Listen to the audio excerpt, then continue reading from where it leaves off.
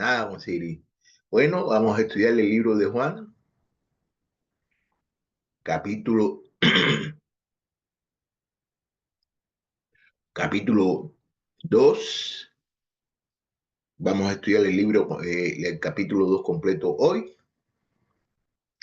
Espero de que se encuentren bien. Ustedes déjenme terminar de hacer los ajustes estos que tengo que hacer yo siempre. ¿Ok? Sí.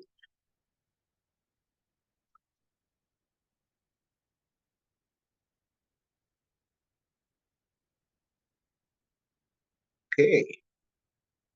Sí.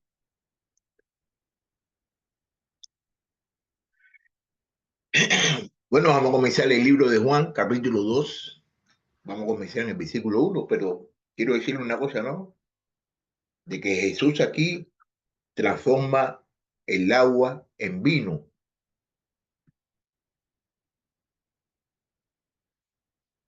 Vamos a comenzar el versículo 1. Al tercer día se celebró una boda en Cana de Galilea y estaba allí la madre de Jesús. Y también Jesús fue invitado a la boda por sus discípulos, con sus discípulos. Cuando se acabó el vino, la madre de Jesús le dijo, no tiene vino. Y Jesús le dijo, mujer, ¿qué nos interesa esto? A ti y a mí. Todavía no ha llegado mi hora. Su madre dijo a los que servían, hagan todo lo que él les diga. Y había allí 6 tinajas de piedras puestas para ser usadas en el rito de la purificación de los judíos. En cada una cabían 2 o 3 cántaros.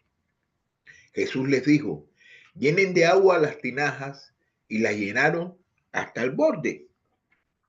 Entonces le dijo, saquen ahora un poco y saquen ahora un poco y llévelo al mayordomo, y se lo llevaron.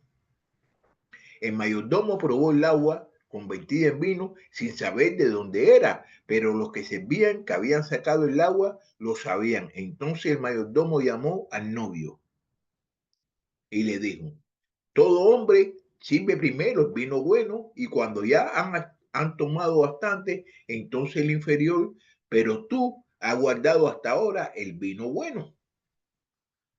Este principio de sus señales, Jesús en Cana de Galilea, y manifestó su gloria, y sus discípulos creyeron en él. Después de esto, que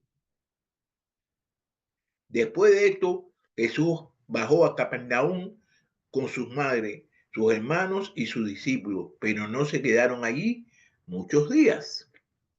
La Pascua de los judíos estaba cerca y Jesús subió a Jerusalén. En el templo encontró a los que vendían bueyes, ovejas y palomas, y cambiaban dinero allí sentados.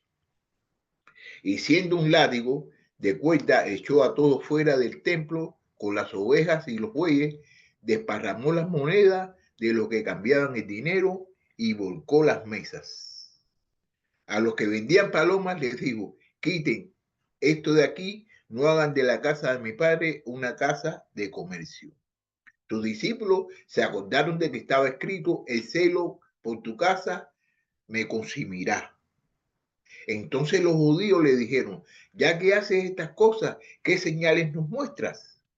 Jesús les respondió, destruyan este templo y en 3 días lo levantaré. Entonces los judíos dijeron, en 46 años fue edificado este templo y tú lo levantarás en 3 días. Pero él hablaba del templo de su cuerpo. Por eso cuando resucitó de los muertos, sus discípulos se acordaron de que había dicho esto y creyeron en la escritura y en las palabras que Jesús había hablado. Cuando Jesús estaba en Jerusalén durante la fiesta de Pascua, muchos creyeron en su nombre al ver las señales que hacía. Pero Jesús, en cambio, no se confiaba en ellos porque lo conocía a todos y no tenía necesidad que nadie le diera testimonio del hombre, porque él conocía lo que había en el interior del hombre. Bueno, aquí en este pasaje nos narra el milagro, el primer milagro de Jesús en la boda de Caná, ilustrando su intervención divina y el significado del gozo y la transformación en la vida. Bueno, vamos a empezar desde el versículo 1 hasta el 11. Estamos en el libro de Juan, capítulo 2, versículo 2, del 1 al 11. Al tercer día se celebró una boda en Caná de Galilea y estaba allí la madre de Jesús.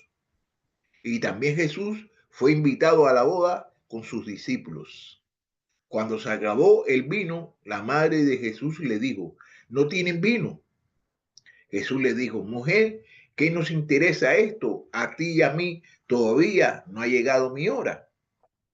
Su madre dijo a los que servían, hagan todo lo que él les diga. Y había allí 6 tinajas de piedra puestas para ser usadas en el rito de la purificación de los judíos, y en cada una cabían 2 o 3 cántaros. Jesús les dijo, llenen las aguas, llenen de agua las tinajas, y la llenaron hasta el borde. Entonces Jesús les dijo, saquen ahora un poco y llévenle al mayordomo, y se la llevaron. El mayordomo probó el agua convertida en vino sin saber de dónde era, pero los que servían que había sacado el agua lo sabían. Entonces el mayordomo llamó al novio y le dijo, todo hombre sirve primero el vino bueno y cuando ya han tomado bastante, entonces el inferior. Pero tú has guardado hasta ahora el vino bueno. Este principio de sus señales hizo Jesús en Cana de Galilea y manifestó su gloria y sus discípulos creyeron en él. Bueno, Jesús convierte el agua en vino. Jesús convierte el agua en vino. 3 días después del encuentro entre Jesús y Natanael, en el libro de Juan, en este mismo libro, en el capítulo 1, el 47 al 51, Jesús y sus nuevos discípulos llegaron a Galilea. Allí recibieron una invitación para una boda en un pequeño pueblo llamado Caná, que era el lugar de Natanael. Mira como dice aquí en este mismo libro de Juan, capítulo 21, versículo 2. Estaban juntos Simón y Pedro tomando y Pedro y Tomás, llamados Didimo, Natanael de Cana de Galilea y los hijos de Zebedeo y otros 2 de sus discípulos. En medio de la fiesta de boda se acabó el vino. Esto era una gran vergüenza para el novio que era el responsable de la fiesta. Era una gran vergüenza para él, ¿no? Pero María, la madre de Jesús, casi sabía que Jesús era el Mesías, el Hijo de Dios. Eso lo podemos ver. Por tanto, supuso que él podía hacer un milagro y producir más vino. Vamos a ver lo que dice aquí el libro de Lucas, capítulo 1, del 30 al 32. Y el ángel le dijo, no temas María, porque has hallado gracia delante de Dios. Concebirás en tu seno y darás a la luz un niño hijo, darás a luz un hijo y le pondrás por nombre Jesús. Este será grande y será llamado Hijo del Altísimo, y el Señor Dios le dará el trono de su padre David. Bueno, por lo tanto, ella supuso que él podría hacer el milagro y producir más vino. Por eso fue que le pidió eso. Pero Jesús él le dijo que no era adecuado que ella le hiciera tales peticiones, que ella no le hiciera esas peticiones, que él debía seguir las instrucciones de su Padre Celestial, no la de su madre, no la de su madre. Él estaba aquí por un propósito y era hacer la voluntad de su papá que está en los cielos, y entonces la mamá le está diciendo que haga otras cosas. Entonces, aquí podemos ver la enseñanza que nos da Jesús, que vino a hacer las cosas de su Padre Celestial y no hacer las cosas de la mamá. ¿Ok? Había dejado su hogar y ahora había una nueva relación entre él y ella. Había una nueva relación entre él y ella. Además, el tiempo de Jesús todavía no había llegado el tiempo de él. Eso significaba que todavía no era el momento para que Jesús revelara públicamente como el Mesías. No era para que él se revelara para eso. Y aparte de eso, para que él quería demostrarle a las personas acerca de que él es el Mesías y lo que iban a tomar.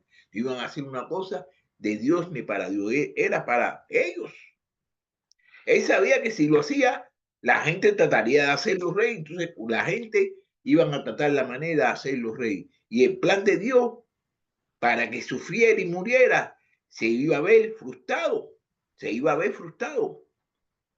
Mira lo que dice el libro de Marcos, capítulo 5, versículo 43. Entonces le dio orden estricta de que nadie se enterara de esto y dijo que le dieran de comer a la niña. Eso fue cuando resucitó a la niña, que le dijo que no se lo dijera a nadie porque él no quería que las personas lo apartaran de esa gran comisión que él tenía. Sin embargo, María estaba segura de que Jesús haría algo para ayudar al novio. Por lo tanto, dijo a los sirvientes, si Jesús le da una instrucción, Jesús le dice algo que hagan esto, háganlo, lo que le diga, háganlo. Y Jesús entonces le dijo a los sirvientes que llenaran 6 jarras grandes con agua. Cada jarra podía contener de 20 a 30 galones. Tales jarras eran utilizadas por los judíos para almacenar agua, para lavarse las manos antes de comer y para lavar varias vasijas, varias tazas y jarras. Ahora, cuando los sirvientes cogieron y le hicieron caso a Jesús, cuando los sirvientes sacaron el agua, se dieron cuenta de que se había convertido en vino. Es decir, el mayordomo principal se quedó asombrado, no sabía que se había producido un milagro, estaba asombrado porque el novio había guardado el mejor vino. ¿Para cuándo? Para el final. Y no sabía que se la había acabado ya. Cuando Jesús convirtió el agua en vino, lo convirtió en qué? En el mejor vino. Cada vez que Jesús hace algo, lo hace con amor, lo hace con mucha satisfacción. Vamos a observar la historia. Vamos a observar la historia. Esta historia podemos ver el hombre se convierte en una oportunidad. El hombre aquí se convierte en una oportunidad para que el poder de Dios actúe. La necesidad del hombre se convierte en una oportunidad para que el poder de Dios actúe. Cuando estamos desesperados, si una solución humana a la vista es cuando Dios se deleita en hacer sus mejores obras. Este fue el primer milagro que Jesús realizó. Juan Juan lo llama a los milagros una señal. Los milagros de Jesús eran señales de que era en verdad el Hijo de Dios. Esas eran las señales. Para eso mismo era que él hacía las señales. Para que vean de que él era el Hijo de quién? El Hijo de Dios. Estas señales revelaban la gloria de Jesús. Juan describe tales milagros para que pudiéramos creer que Jesús es verdaderamente el Cristo.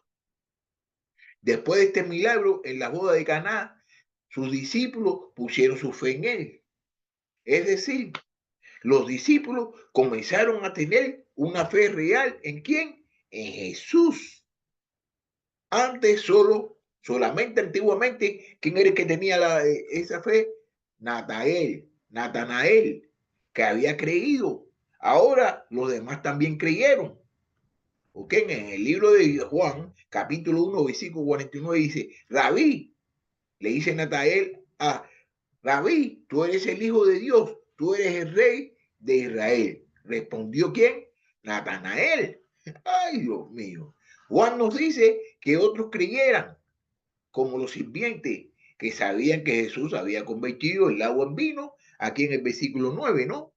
Ni siquiera los milagros, ni siquiera los milagros producirán fe en aquellos cuya mente está cerrada.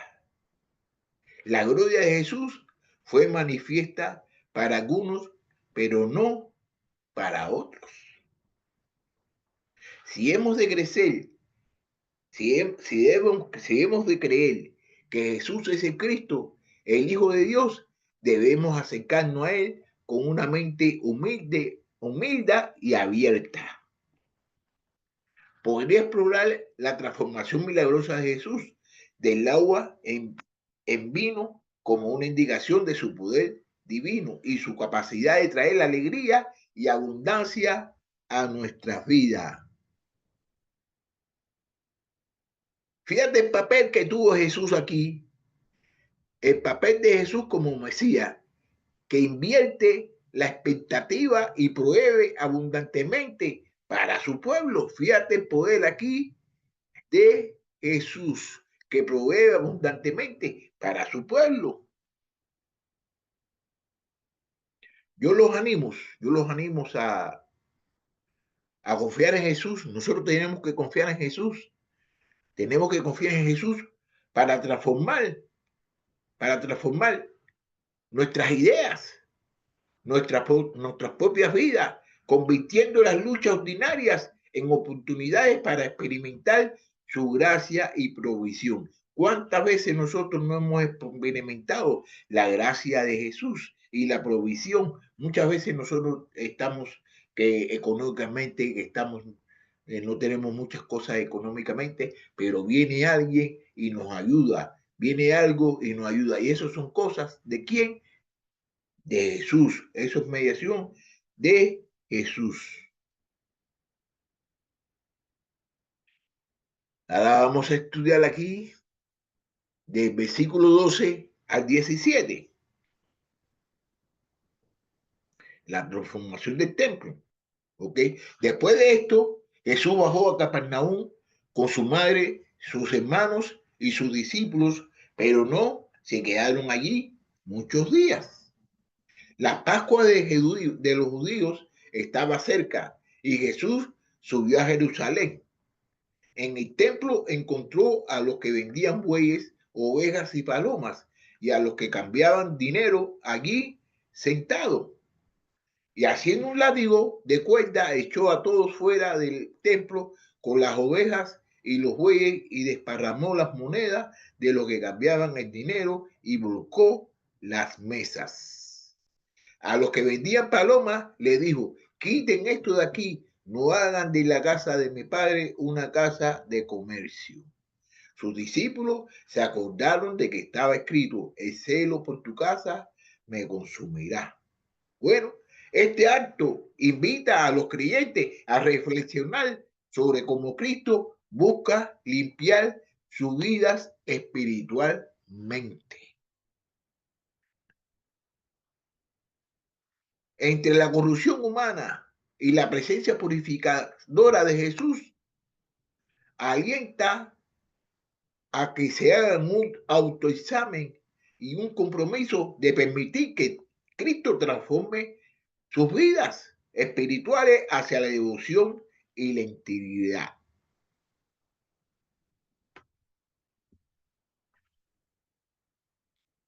Entonces, ¿qué fue lo que sucedió aquí? Mire, aquí qué fue lo que sucedió, ¿no? Después de esto que Jesús bajó a Capernaum en su madre con sus hermanos y sus discípulos, pero no quedaron allí muchos días.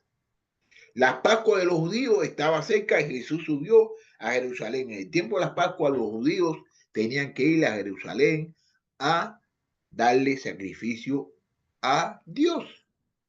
a ofrenderle. Entonces en el templo encontró los que vendían bueyes, ovejas y palomas y los que cambiaban dinero allí sentados. Entonces prácticamente ya habían personas ahí que estaban ahí haciendo negocio y lo que hacían negocio. Muchas veces las personas que estaban ahí vendían animales que no estaban correctamente adecuados para proporcionárselo a Dios como el holocausto, lo vendían con defecto y eso a Dios no lo agrada. Y entonces, ¿qué hizo él? Cogió un látigo con cuerda y echó afuera todas las personas que estaban en el templo, todas las personas que estaban en el templo con las ovejas y los bueyes, desparramó las monedas también de los que cambian el dinero y volcó todas las mesas.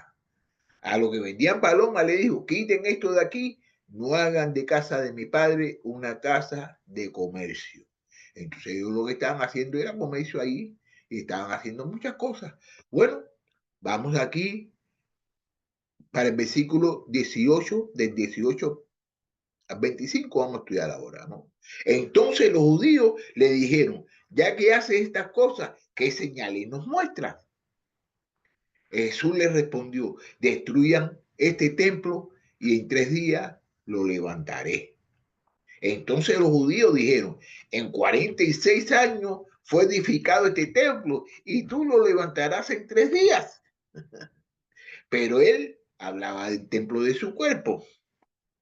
Por eso, cuando resucitó de los muertos, sus discípulos se acordaron de que había dicho esto y creyeron en la escritura y en la palabra que Jesús había hablado. Cuando Jesús estaba en Jerusalén durante la fiesta de las Pascuas, muchos creyeron en su nombre al ver las señales que hacía. Pero Jesús, en cambio, no se confiaba en ellos porque le conocía a todos y no tenía necesidad que nadie le diera testimonio del hombre, porque él conocía lo que había en el interior del hombre. Bueno, aquí en el versículo 18, los judíos también entendieron que purificar el templo, Jesús estaba afirmando ser el Mesías. Por tanto, le pidieron que le mostrara una señal. Bueno, alguna señal, tú estás limpiando aquí, pero alguna señal, un milagro, para demostrarle que usted tiene autoridad para hacer esto. Ah, muéstrame, ve Jesús, muéstrame un milagro. Los judíos siempre estaban buscando señales, ellos siempre estaban buscando señales. Si una señal, sí, sin una señal milagrosa, no creían. Ellos si no veían una señal milagrosa, no creían que Jesús era el Cristo, el Mesías. No. Mira aquí lo que dice en el libro de Marcos, capítulo 8, versículo del 11 al 13. Entonces salieron los fariseos y comenzaron a discutir con él, buscando de una señal del cielo para poner a prueba a Jesús. Suspirando profundamente en su espíritu, dijo, ¿por qué pide señal esta generación? En verdad les digo que no se le dará señal a esta generación.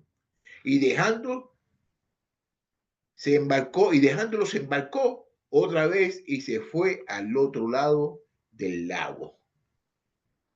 También en Primera de Corintios, capítulo 1, versículo 22, dice así, ¿por qué en verdad los judíos piden señales y los griegos buscan sabiduría? Si una señal lo considerarían solo un alborotador y un infractor de la ley, si él no hacía ninguna señal, que lo considerarían solo un alborotador y un infractor de la ley. Jesús les dijo en el 19, está bien, les daré una señal que este templo sea destruido y en 3 días lo levantaré de nuevo. Eso fue lo que le dijo en el versículo 19. ¿Usted quiere una señal? Bueno, esta es la señal que yo le voy a dar.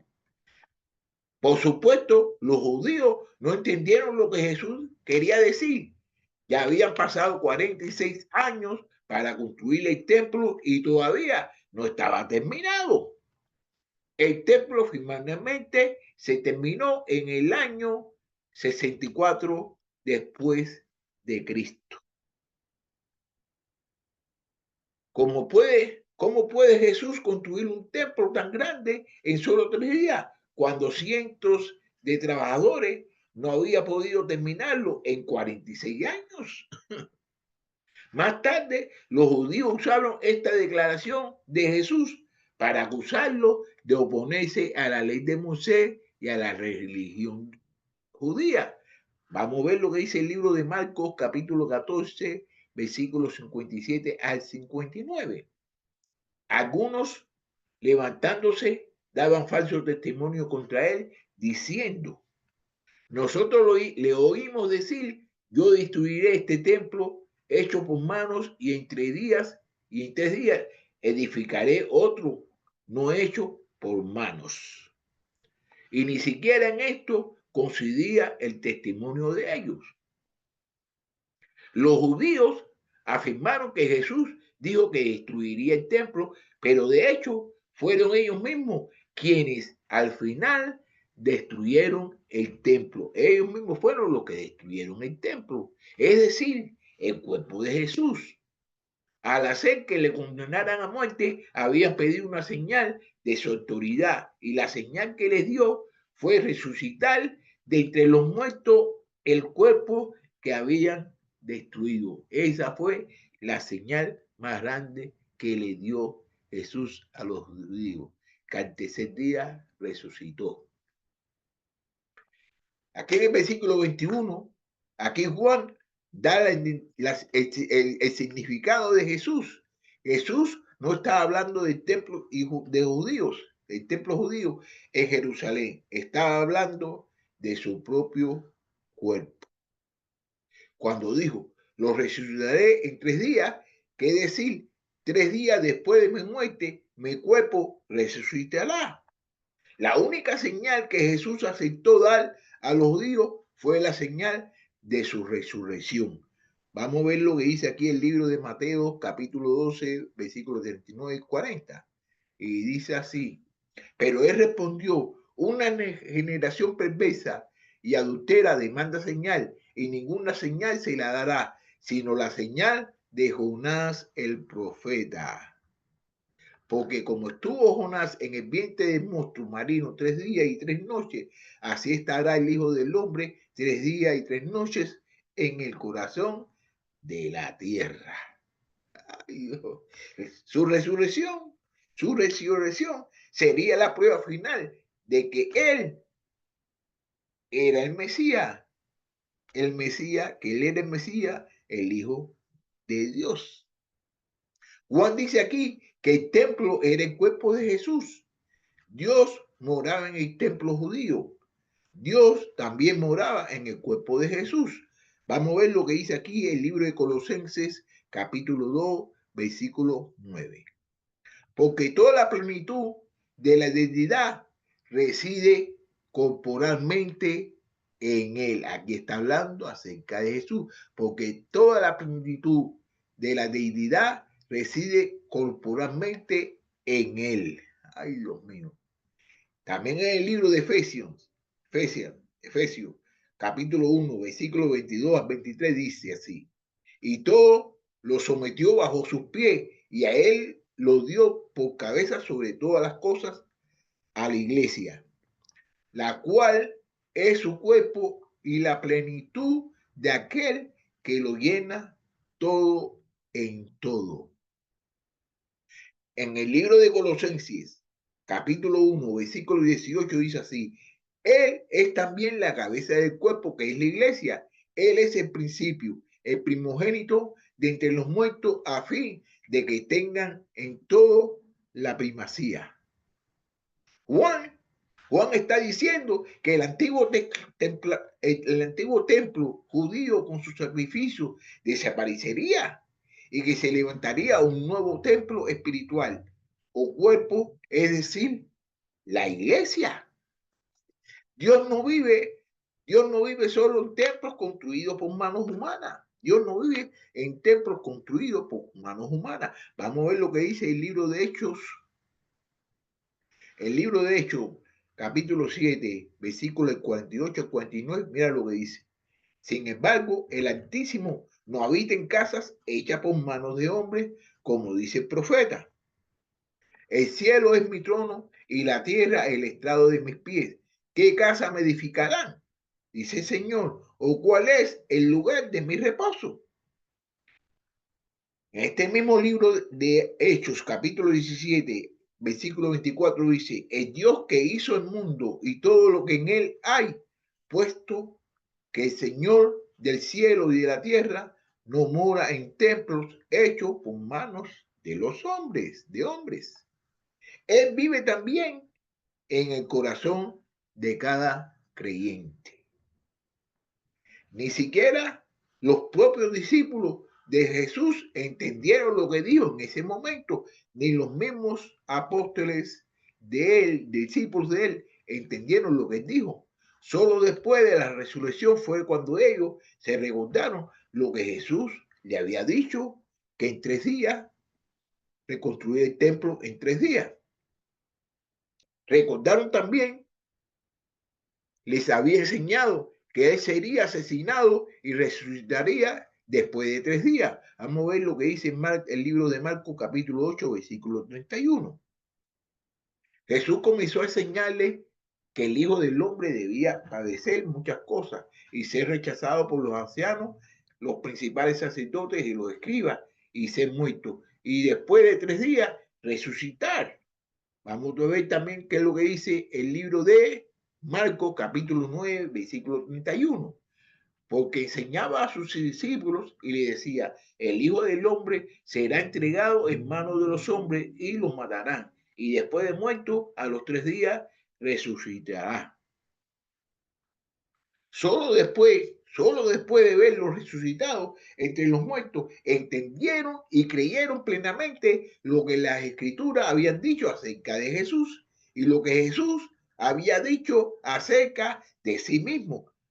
Vamos a ver lo que dice aquí este mismo libro de Juan, capítulo 12, versículo 16.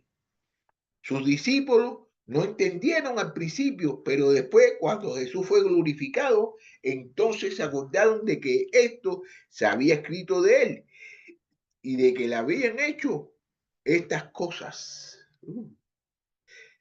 Ok, Jesús dijo a sus discípulos, pero el Consolador, el Espíritu Santo, a quien el Padre enviará en mi nombre, Él les enseñará todas las cosas y les dará y les recordará todo lo que les he dicho. Eso está en el libro de Juan, capítulo 14, versículo 26. Pero los discípulos, para los discípulos, esta promesa se cumplió. Esta promesa para los discípulos se cumplió, que Él mandó al Espíritu Santo y continúa cumpliéndose hoy en la vida de cada verdadero creyente.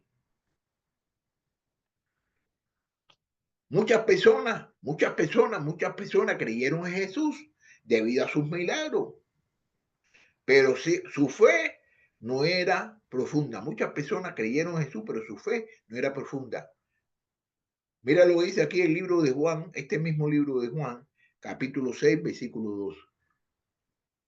Y una gran multitud los seguía, pues veía los señales que realizaba en los enfermos, que los consideraban un hacedor de milagros, lo consideraban como un hacedor de milagros, un gran líder, incluso tal vez un rey, pero no tenían un entendimiento espiritual de que él era, de hecho, el Hijo de Dios. Estas personas creían que en Cristo un día, pero al día siguiente estaban listos para condenarlos a muerte. Creyeron en él un día, pero al otro día ya estaban ya pensando en matarlo. Su fe no era fe verdadera. Su fe estaba solo en los milagros. Esas personas creen un día y olvidan al siguiente. Por lo tanto, cuando Jesús vio que la multitud lo alababan y lo seguían, no se confió en ellas. No se confió en ellas. Es decir, no dependía de su apoyo. No buscó ser su líder. No buscó su aprobación y alabanza, Sabía que lo alababan principalmente con los labios, sabía que su fe era superficial. Ay, Dios mío, así mismo hay personas hoy. Hoy también muchas personas siguen a Jesús sin una fe verdadera. Pueden profesar fe con la esperanza de recibir algún beneficio o ayuda. Una beca, un trabajo, algo de comida, dinero. Algunos vienen a Cristo porque han sido sanados, pero su fe a menudo es débil. Buscan principalmente lo que pueden obtener de Cristo, no lo que pueden darle. Están buscando lo que pueden obtener de Cristo, no lo que pueden darle. Esas personas rápidamente se alejan cuando los beneficios que buscan llegan a su fin. ¿No conoces personas así? No conoces personas así de que tú lo estás ayudando y cuando tú ya no lo puedes ayudar más, ¿qué sucede? Ya se desaparecen, se desaparecen. Es cierto que todo aquel que viene a Cristo viene al principio por alguna razón egoísta, es decir, por alguna necesidad. Pero después de conocer a Cristo y creer en Él, debemos renunciar al egoísmo y seguirlo, no por nuestro propio bien, sino por el bien de Él. Jesús aquí en el versículo 25, Jesús no necesitaba el testimonio del hombre acerca del hombre. Es decir, no necesitaba que nadie le dijera cómo era el corazón humano. Él no necesitaba eso debido a su conocimiento sobrenatural. Conocía el corazón de todo hombre porque solo tú conoces el corazón de todos los hombres. Eso está en Primera de Reyes, capítulo 8, versículo 39. Mira cómo dice.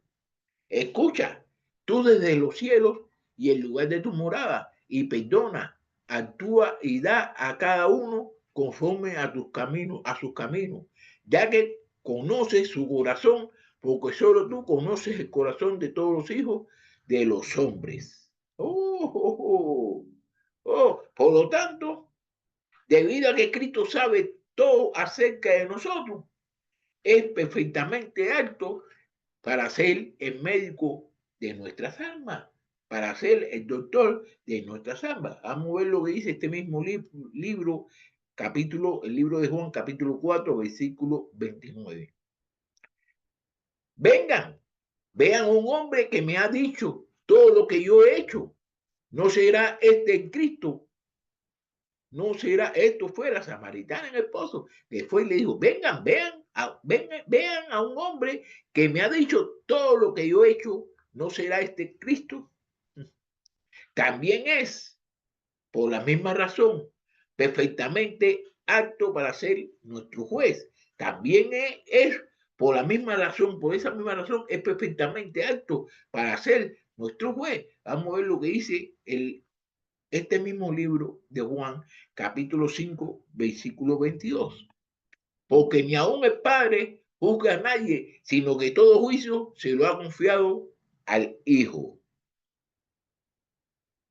Tal vez esta decisión pueda demostrar cómo Jesús señala su muerte y resurrección como la señal suprema de su autoridad.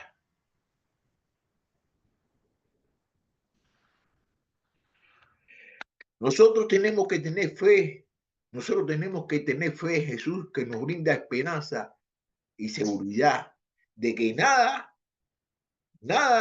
más está más allá de su poder para renovar y restaurar. Quiere decir que nosotros tenemos que tener fe, tenemos que tener esperanza y tenemos que tener seguridad en el poder que tiene Jesucristo para renovar y restaurar nuestras vidas. Tenemos que tener una comprensión de Jesús, que es el Salvador y que resucitó y que transforma constantemente a nuestras vidas con su amor y verdad perdurables. Aquí Nosotros lo que podemos es aprender la capacidad que tiene Jesús para transformarnos, para transformar nuestras vidas, para transformar nuestras luchas y para bendecirnos. Nosotros podemos encontrar una esperanza, nosotros podemos encontrar un aliento en los desafíos personales que encontramos diariamente. La importancia de la fe en la provisión, y tenemos que tener en cuenta la provisión con fe que Jesús, que Dios nos va a dar.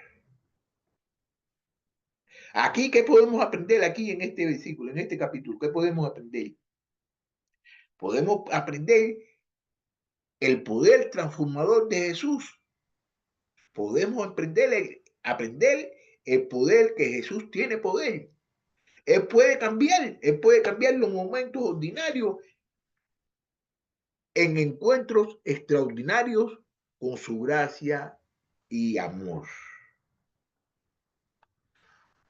Este pasaje nos podría señalar, nos señala a Cristo, nos revela a Cristo como el Mesías que trae gozo y abundancia, prefigurando su obra mayor de salvación a través de la transformación de corazones y vida. Cristo es amor. Cristo nos ama a todos nosotros. Entonces, ya para la semana que viene, miércoles, mira para la semana que viene, el miércoles, vamos a, vamos a estudiar eh, el libro de Juan, capítulo 3, versículo 1 al 23. Así eso es lo que vamos a estudiar el miércoles. Entonces espero que hayan tenido un bendecido día y que la paz de Dios se encuentre con usted todo este día y que Dios siga en la vida de todos nosotros. Muchas gracias y ahí nos miramos el miércoles. Bye.